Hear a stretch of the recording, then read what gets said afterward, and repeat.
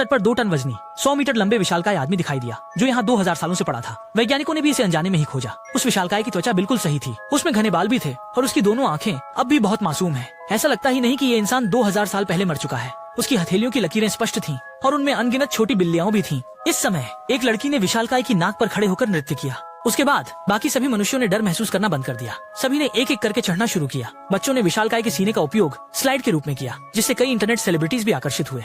यह जगह स्थानीय स्तर पर सबसे प्रसिद्ध चेक इन जगह बन गई। लेकिन कुछ ही सालों में इंसानों द्वारा निर्दयी विनाश के कारण विशालकाय आदमी का शरीर अब और अधिक सही नहीं रहा और इंटरनेट प्रसिद्ध व्यक्ति भी वापस आने के इच्छुक नहीं है। उसकी आंखें भी धुंधली हो गई हैं। हथेली में समुद्र का पानी पहले ही सूख चुका था। शरीर पर धीरे धीरे एक बदबू आने लगी। सिर्फ कुछ लोग ही विशालकाय के कानों पर बैठकर मोबाइल खेल रहे थे और कुछ लड़कियां युवा लोगों ने उस पर ग्राफिटी बनाई। और इस समय कुछ इंजीनियर ये चर्चा कर रहे थे कि विशालकाय को कैसे काटा जाए।